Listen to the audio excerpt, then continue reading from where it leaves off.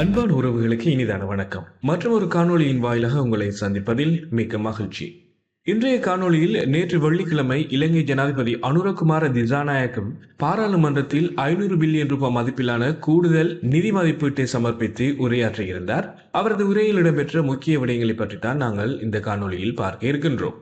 சமீபத்தில் ஏற்பட்ட வெள்ளம் மற்றும் நிலச்சரிவுகளால் பாதிக்கப்பட்ட மக்களின் வாழ்க்கையை மீண்டும் இயல்புக்கு கொண்டு வருவதற்காக இலங்கை ஜனாதிபதி அனுரகுமார திசாநாயக்க அவர்கள் நாடாளுமன்றத்தில் 500 பில்லியன் ரூபாய் மதிப்பிலான கூடுதல் நிதி மதிப்பீட்டை அறிவித்துள்ளார். இது அண்மை காலங்களில் இல்லாத அளவுக்கு மிக பெரிய மேலதிக மதிப்பீடாக கருதப்படுகின்றது. இந்த 500 பில்லியன் ரூபாய் நிதி ஒதுக்கீடு தேசிய கடன் வரம்பை ₹1 உயர்த்தாமல் வழங்கப்படும் என்பதே இந்த அறிவிப்பின் மிக முக்கியமான அம்சமாக பார்க்கப்படுகின்றது. பலர் இந்த அளவிலான தொகை பொருளாதாரத்தை வீழ்த்தும் என்றும் நாட்டை மீண்டும் வங்குரோத்து நிலைமைக்கு கொண்டு செல்லும் என்றும் விமர்சித்திருந்த நிலையில் ஜனாதிபதி அதற்கான தெளிவான விளக்கத்தை நாடாளுமன்றத்தில் நேற்று வழங்கியிருந்தார்.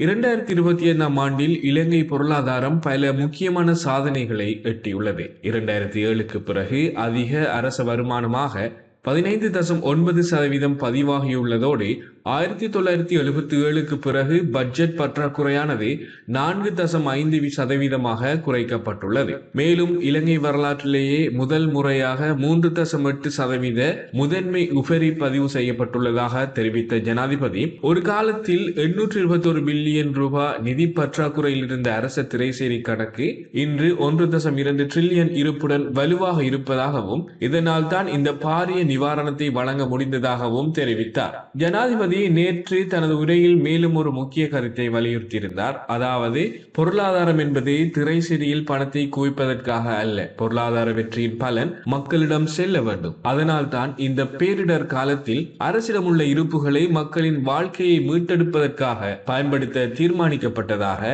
அவர் தெரிவித்திருந்தார். இந்த நிவாரண திட்டத்தின் கீழ் பாதிக்கப்பட்ட ஒவ்வொரு குடும்பத்திற்கும் முதலில் ₹25,000 வழங்கப்படுவதோடு இந்த தொகை வீடுகளை சுத்தம் செய்யவும் அடிப்படை சீரமைப்புகளை செய்யவும் உதவுவதற்காக வழங்கப்படுகிறது.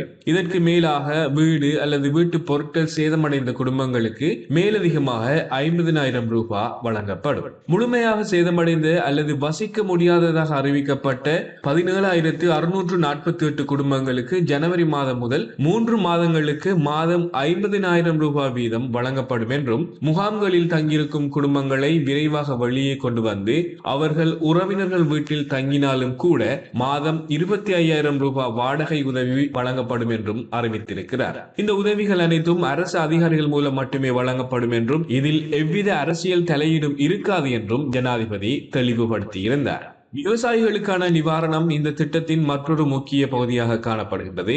நெல், சோளம் மற்றும் பிற தானிய பயிர்களுக்கு ஹெக்டேருக்கு ₹1,50,000 காய்கறி பயிர்களை செய்கின்ற விவசாயிகளுக்கு ஹெக்டேருக்கு ₹2,00,000 வழங்கப்படும் என ஜனாதிபதி தெரிவித்துள்ளார். ஏற்றுமதி வேளாண்மையில் உள்ள மிளகு, ஏலக்காய் மற்றும் கோப்பி பயிர்களுக்கு இழப்பீடு வழங்கப்படும் என்றும் குறிப்பாக மிளகு செடி ஒன்றுக்கு ₹280 வழங்கப்படுவதுடன் புதிய செடிகளும் அரசால் வழங்கப்படும் என்றும் தெரிவித்தார். கால்நடை வளர்ப்பாளர்களுக்கு விரிவான உதவிகளை ஜனாதிபதி அறிவித்திருந்தார். இதன்படி கலப்பு மாடுகளை இழந்தவர்களுக்கு ஒரு மாட்டுக்கு ₹2,00,000 வரையும் உள்ளூர் மாடுகளுக்கு ₹50,000 வரையும் இழப்பீடு வழங்கப்படும். ஆடு, செம்மறி, பன்றி போன்றவற்றுக்கு ஒரு உயிருக்கு 20,000 வீதம் வழங்கப்படுவதோடு கோழி வளர்ப்பாளர்களுக்காக லேயர் கோழிக்கு ₹500 வீதமும் பிராய்லர் கோழிக்கு ₹250 வீதமும் இழப்பீடு வழங்கப்படும் என்றும் அவர் தெரிவித்தார். மீனவர்களுக்காக மீன்பிடி வலை மற்றும் உபகரணங்களுக்கு ₹1,00,000 மதிப்பிலான வவுச்சர்கள் வழங்கப்படுவதோடு சிறிய சேதமடைந்த படகுகள் இலவசமாக பழுது பார்க்கப்படும் என்றும் மேலும் பாதிக்கப்பட்ட நீர்த்தேக்கங்களில் மீன் குஞ்சுகள் இருமுறை விடப்படும் என்றும் அவர் அறிவித்துள்ளார். இந்த பேரிடரால் பாதிக்கப்பட்ட பாடசாலை மாணவர்களுக்கும் சிறப்பு உதவி வழங்கப்படும் என அறிவித்த ஜனாதிபதி இதன்படி ஒவ்வொரு மாணவர்களுக்கும் ஜனாதிபதி நிதியத்தில் இருந்து ₹10,000 அரச திரைசேரியிலிருந்து ₹15,000 என மொத்தம் ₹25,000 வழங்கப்படும் எனவும் இந்த உதவி புதிய கல்வியாண்டு தொடங்குவதற்கு முன்பே வழங்கப்படும் என்றும் உறுதியளித்தார்.